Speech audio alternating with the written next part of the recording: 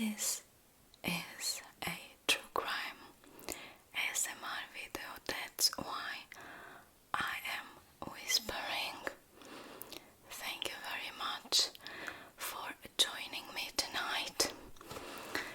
Thank you to you, and you, and you, and you, and of course you.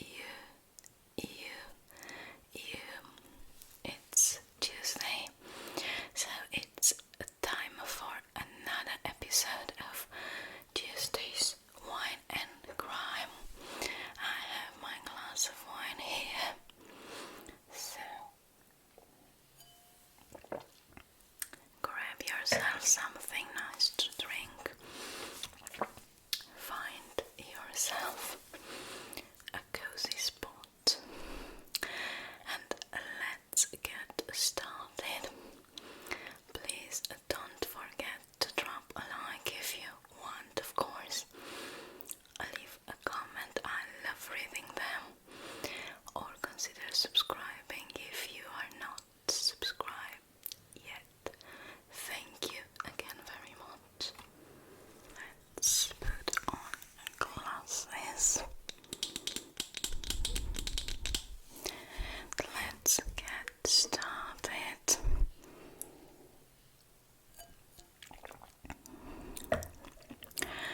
The story that I am going to tell seems to be a thriller by Sidney Sheldon. Yeah, I used to read that kind of stuff. I know it's not the best quality literature, but as a student I studied literature.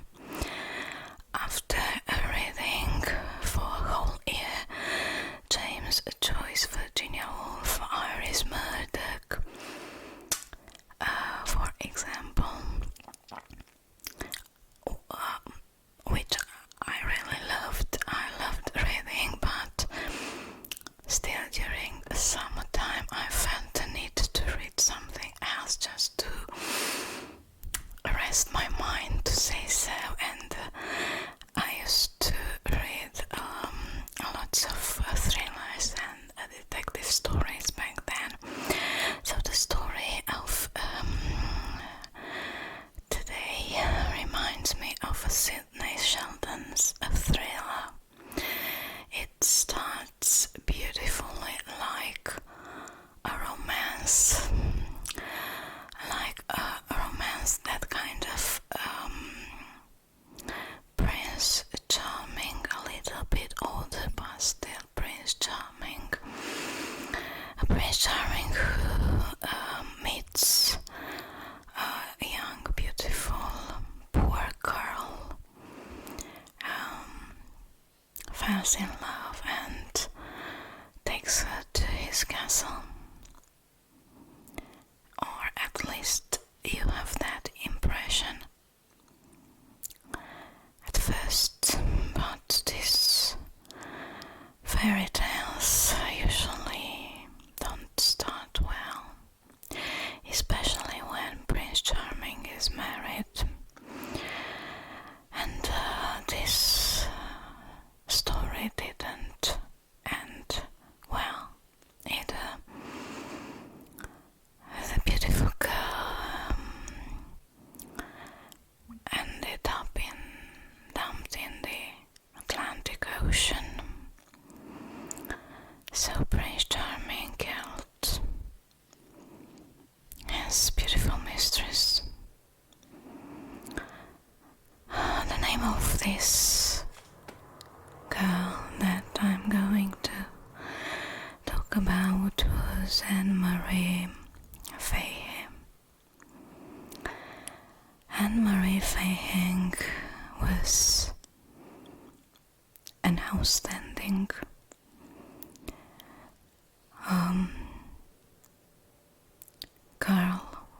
young woman. She was tall, beautiful, with a wonderful smile and a bubbly personality, their friends loved the way she laughed, the sound of her laughter. She was also smart, and things seemed to be working well for her at a certain point in her life when she met the wrong man.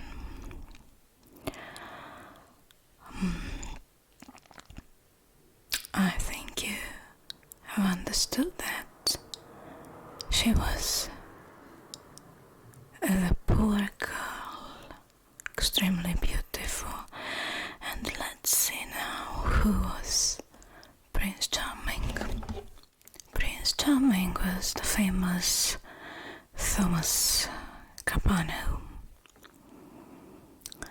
who was an American lawyer and a Delaware deputy attorney general, who was also extremely rich, extremely powerful, and who was also married and father of 4 wonderful daughters. He and his wife lived in a nice mansion, of course, and they were living a dream life. Think of Thomas Capano. His origins are Italian, that's why I'm saying Capano and not Capano. When I think of him, the image that comes into my mind is that of a spider. That of a spider who waits patiently, weaving its web of flies, sticky web, and waiting there in the corner for the victim, for its victim or victims to appear and attract the victim into its sticky web. And once there's no escape. That web is so sticky that it's extremely difficult for the victim to go out, to get out, to escape. And people might say that Anne-Marie was also a grown-up woman. At the moment she met this spider, she was 26, 27 years old, so she had already graduated and she was working as a secretary. So she was not a teenager. But Anne-Marie had some issues, and when I tell you, or if I tell you something about her life, you will probably understand what I want to say about her. So this story is about a rich and powerful man called Thomas Capano,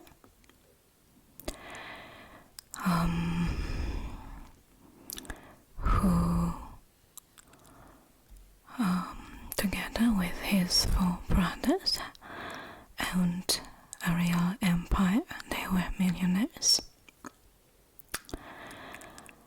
And Anne-Marie Fahey, a young beautiful girl who earned a living as a secretary and who had a really difficult childhood.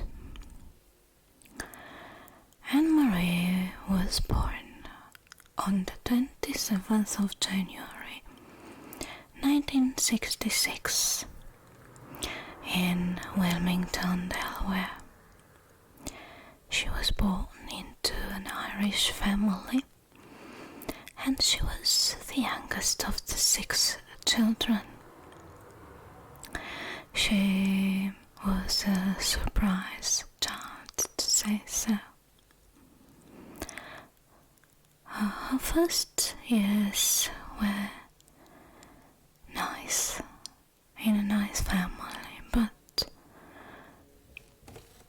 when she was 9 years old, tragedy struck, and her mother died and got very sick and died. And her father couldn't deal with this. He didn't know how to do this. And he found an ally and refugee in alcohol. Eventually he lost his job. They were short on money. They didn't have gas, electricity, running water, so Anne-Marie had a really, really difficult childhood, and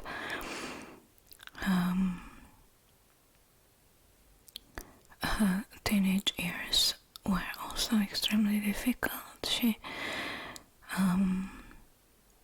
grew up in a house without electricity because they couldn't afford to pay the bills, and she had to take showers at school before classes or after classes.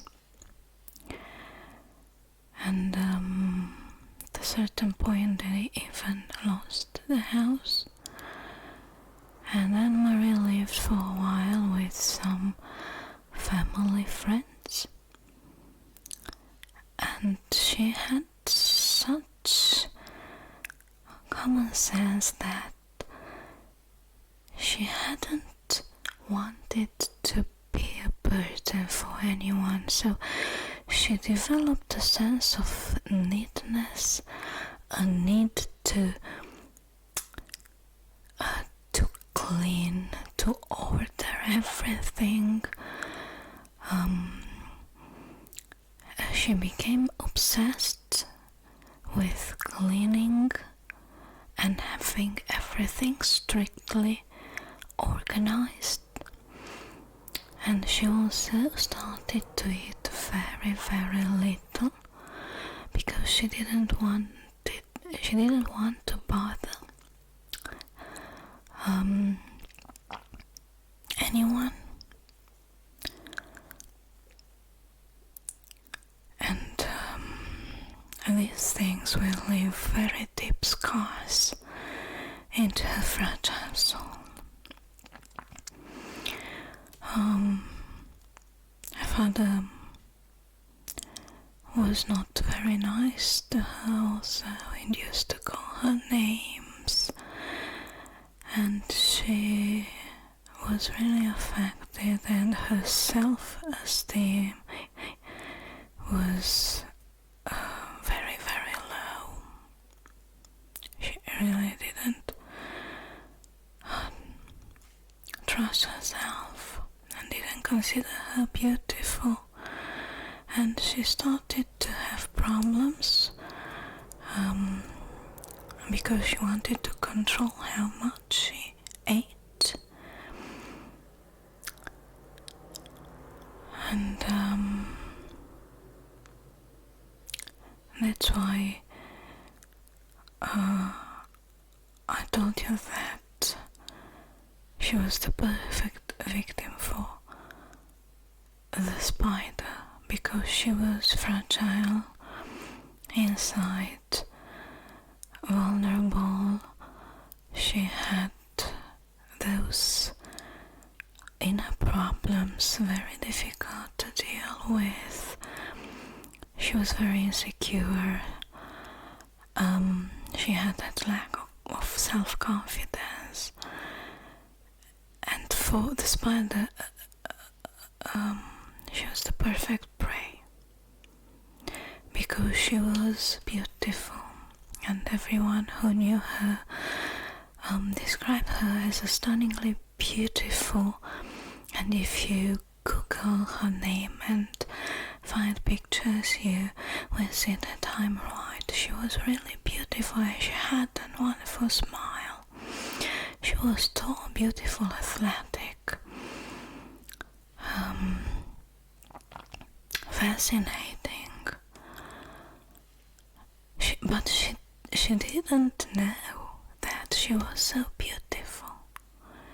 She couldn't see herself in the mirror of her soul properly. When she looked into that mirror, she saw a distorted person, someone else.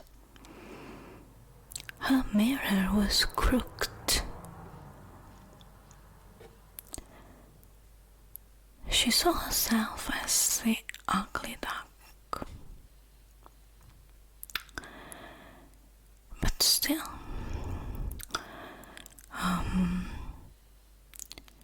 all her siblings were also smart, and they all succeeded to graduate university, had scholarships, and she also succeeded, although at a certain point she dropped, gave up university, but in the long run she graduated with a degree in political science. And the motherly figure in her life was her older sister and also her grandma, who used to take care of them, used to come once a week to cook and clean for them. But she was also a widow, and she had to work in order to support herself. But she did everything she could, and Marie loved her very much. And when she met Thomas, she had just lost her grandma also, so her life up to that point had been really difficult, and she kept on losing people she loved, and she was afraid of bothering people, she was afraid of losing people, she was afraid of being abandoned. She was described as being more serious than her age, reliable, hardworking, and obsessed with the cleaning, as I have told you. She had a boyfriend during college, but they broke up before graduating. She was also very fluent on Spanish, and she had a charming personality, a bubbly personality. Her laughter and her way of speaking were extremely pleasant. People loved her. She used to send good vibes. But behind that smile, there were a lot of storms inside her soul. she was also a devoted Catholic with very strong principles and a very strong sense of guilt, of blaming herself. And this girl, complicated, complex, insecure and vulnerable,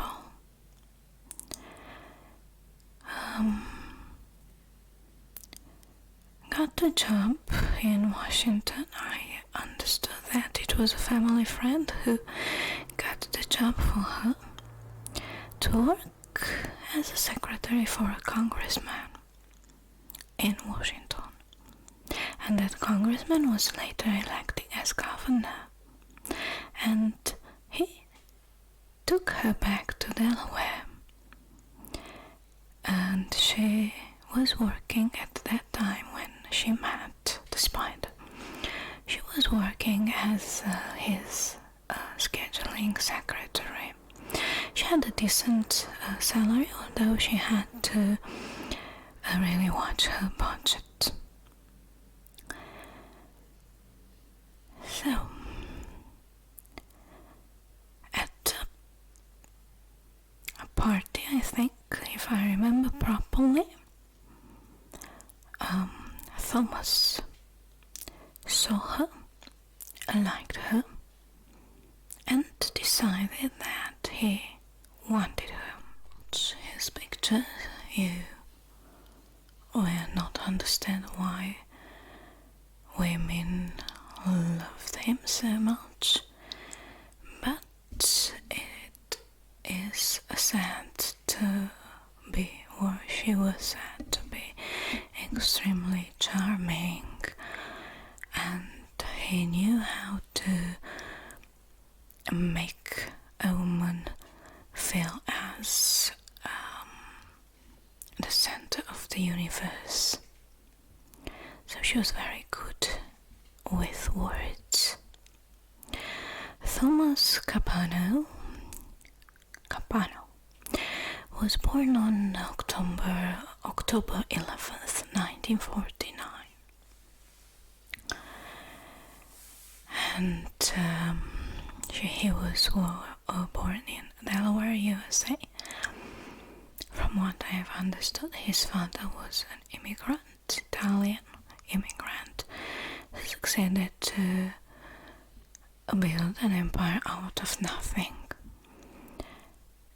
He was born with that silver spoon in his hand. So this Thomas was very married, and he was also father. He and his wife had 4 daughters.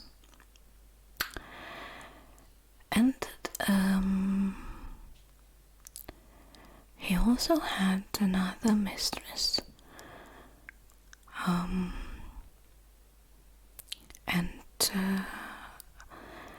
that affair had lasted for 15 years when he met Marie. And there were rumors or gossips, whatever you may want to call them, that he was also dating other women, not only this. And Marie was fascinated by Thomas Capano. She used to keep a journal, and she confessed in there that she was just madly in love with him. At first they were just friends, they met for lunch, and it was the way he made her feel, as I have told you, as she was the only woman in the world. She was the center of his universe. And Marie, who was such a discreet, reserved person opened her heart in front of Thomas and told him everything. Her insecurities, her eating disorders, her fears,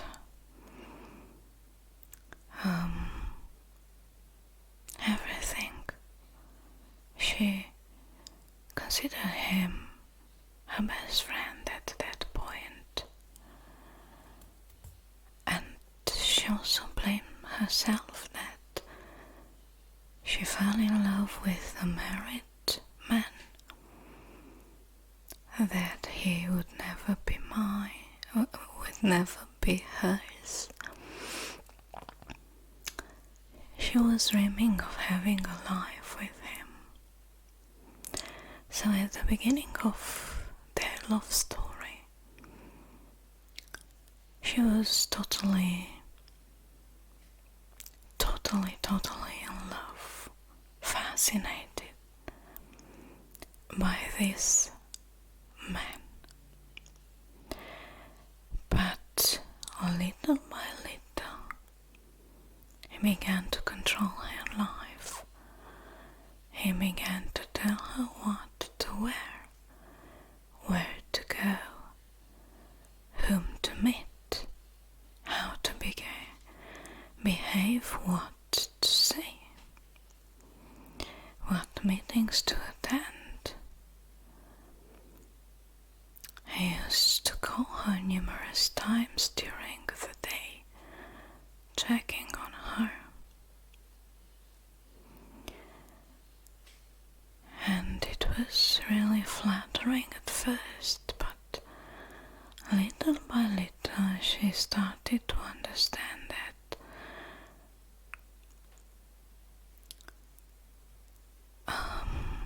Thomas needed to control her, because that's what he was.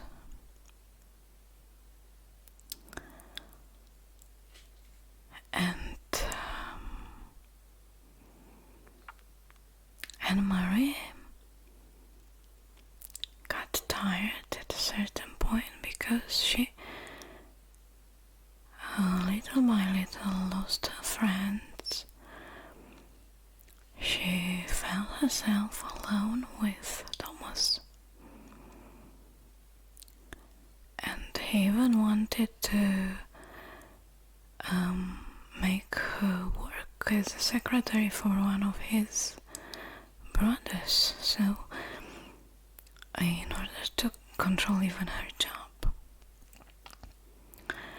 But still he showered her with gifts and attention. There was another part of him that she loved and felt lucky for having him in her life. But she also felt really guilty, and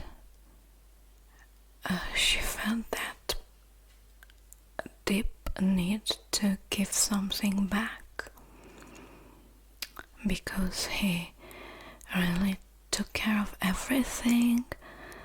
He even bought her a huge TV. He bought her expensive clothes, jewelry, took her to expensive restaurants. So listen to her. But still, although he made her feel the only woman in the universe, she had other relationships with other numerous women. She was not the only one.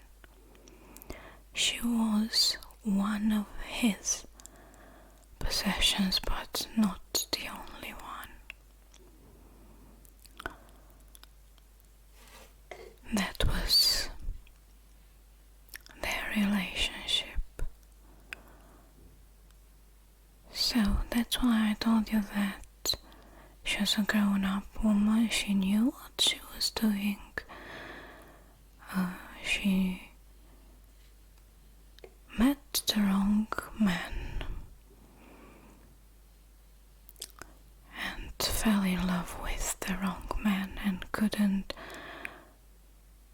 stop in time. But I think it was also really difficult to stop this kind of relationship. It took a lot of courage because Thomas had a temper and she was also afraid of him. And she gradually began to understand her position in his life, and at a certain point she met a young man named Michael, and she started to have a real relationship with a free man, and they were planning to get married, but at the same time she didn't have the courage to end her relationship with Thomas completely. She told him that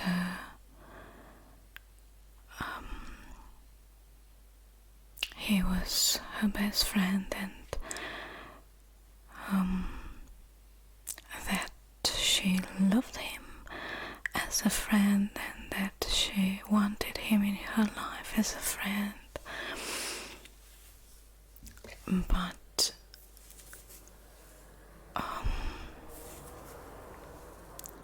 you see that it was not enough for Thomas. So Thomas left his wife.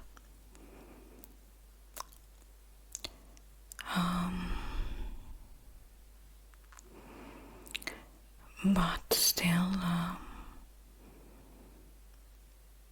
and Marie, while she was involved with Thomas, began her relationship with Michael. And as I told you, they were planning to get married. And Thomas didn't like this. He continued to phone her on a daily basis, to write emails to her, to take care of her needs, continued to buy her gifts, stuff, and she didn't know how to end this story because she really wanted to continue her relationship with Michael and be happy with him. I don't think that Thomas loved her. I think that he felt fury, to say so. His ego was extremely hurt. He had a mistress before who ended up with him, and she also wanted revenge. So he was known to have a temper. On June 27, 1996, he invited Anne-Marie to dinner in Philadelphia, and those who saw them, the person on the waitress said that they seemed to be extremely distant, that she didn't eat almost anything. She really had problems eating, that they didn't talk too much, and that was the last time she was seen alive, having dinner with Thomas Capano. When her family realized that she was missing and entered her apartment, they were flabbergasted. She was extremely organized and extremely clean, as I have told you. And there was a disaster in her apartment. There were fruit and vegetable decomposing, and the smell was horrible.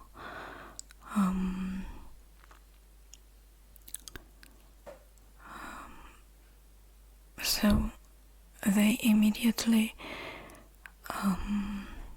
understood that something was not okay. They didn't know anything about. She was extremely private, and they didn't know about Thomas, so they were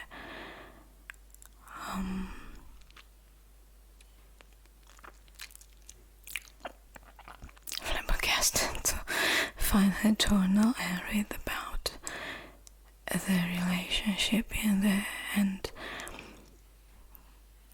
her last words in the journals are really worrying. She was complaining to her diary how controlling Thomas was, that she was afraid of him, and that she finally decided to tell him that night, the night she was writing for the last time, that it was over. She gathered all her courage that night to tell him that it was over, and that was also the night that she was last seen.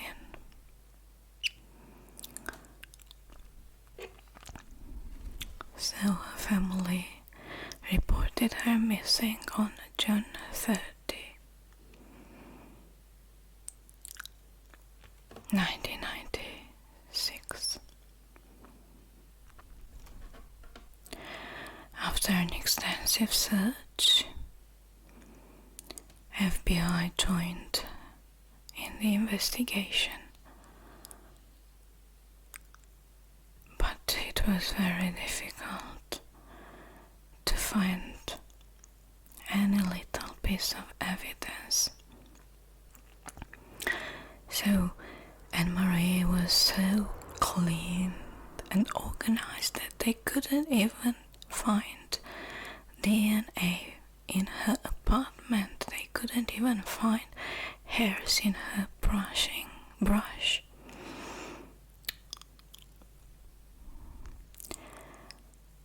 Capano was considered from the start the first suspect, and he was arrested for her murder in November 1997, over 16 months after her disappearance. But the saddest part is that her body was never found. She had never been found. So the prosecutors were unable to establish how she died. It was extremely difficult for the investigators to catch the spider.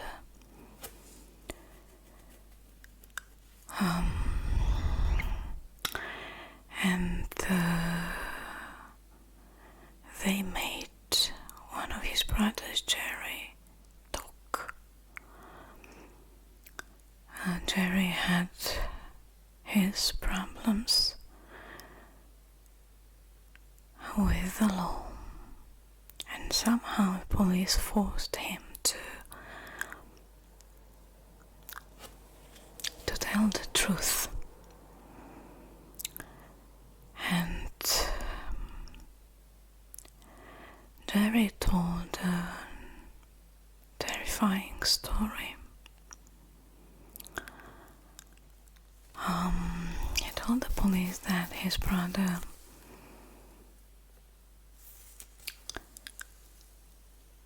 complained to him about being threatened by someone, and that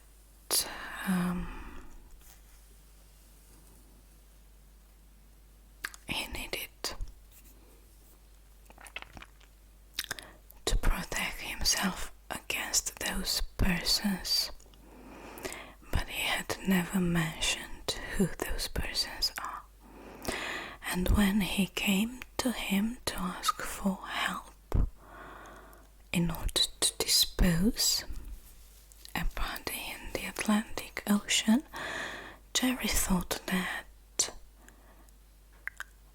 that person was the one who used to threaten his brother. Jerry owned a boat called the Summer Wind, as I remember properly, and he sold that boat, and those who bought it told the police that its 2 anchors were missing. Jerry, interviewed by the police, told them that Thomas had borrowed the boat, admitted that he had killed someone who was attempting to extort him, and they went to Stone Harbor, New Jersey, with a large cooler.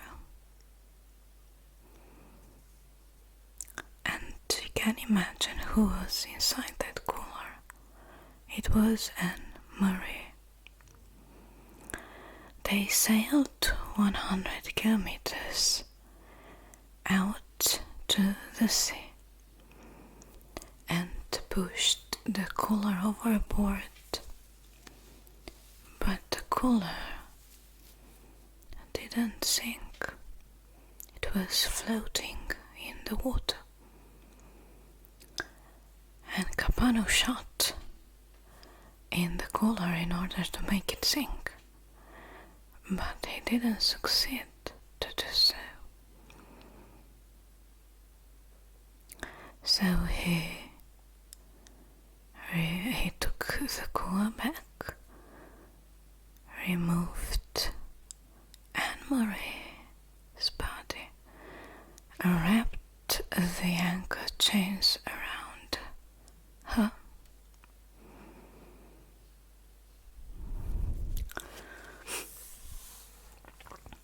he also asked Jerry to help him get rid of a blood-stained sofa and carpet, and threw those into a dumpster which was managed by a third brother. And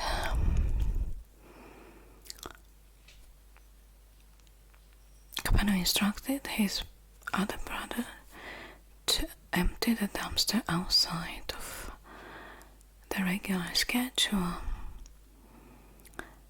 and the person in charge with emptying the dumpster knew that something was not okay, because they were just half full. On July 4th, 1996, a local fisherman found the empty cooler and took it home in order to use it. And when he saw on the news the story, he called the police and told them about the cooler, but on the news it wasn't told there about the shot. And a fisherman told police that the cooler had a shot in it.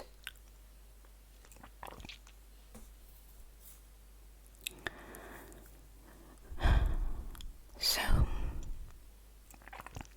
investigators didn't have the weapon. Didn't have the evidence that Thomas purchased the gun. But later they could find out that Thomas asked his other mistress, Debbie, to buy a gun for him. And she admitted doing so. But the other mistress, Debbie, was her name, stood by him for a while and considered him innocent. I think she was also extremely loyal to him, and probably she hoped to have a life together with him. So she really believed him when he told her that he needed a gun for self-defense. So she bought that gun for him.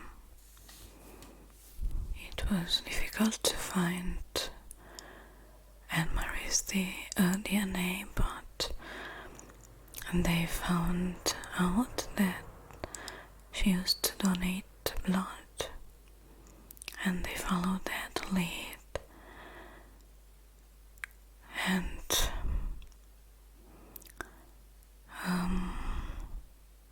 they succeeded to get some plasma. It was a little bit complicated to extract DNA out of it, but they got their DNA in the long run, and they could take Thomas to trial. It was a highly publicized trial.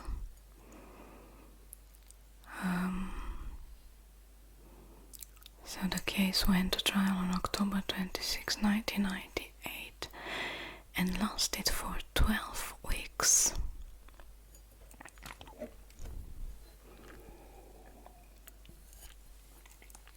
The defense found the scapegoat in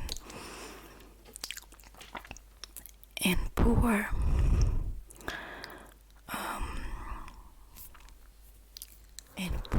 Debbie. So they claimed that Debbie burst into Capano's room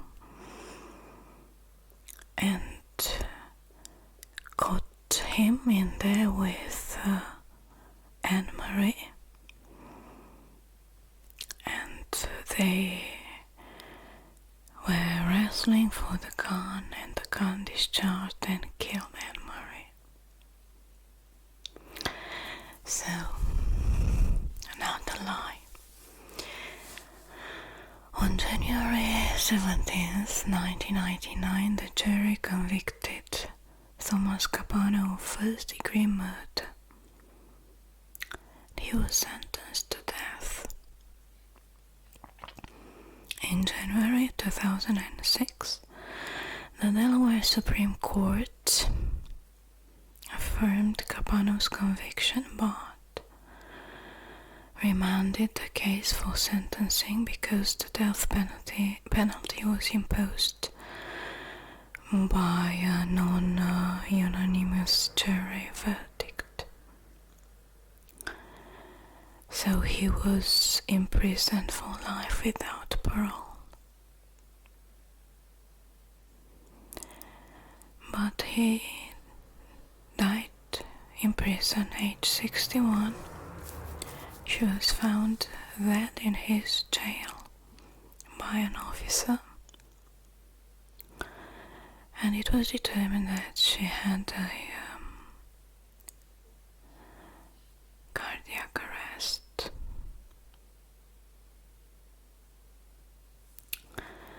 So there were a lot of books written about this case, a lot of TV shows. There is also a movie.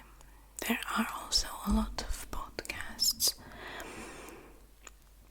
I just wonder what Anne-Marie's life would have been if she hadn't met and fallen in love with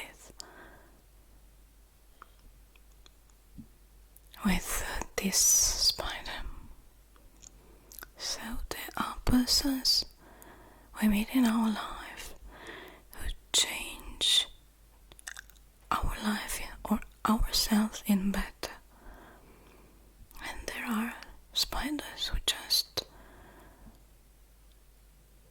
wait in a corner in order to attract them into their web of lies. I'm not saying that Anne-Marie was a saint. Of course she dated a married man, but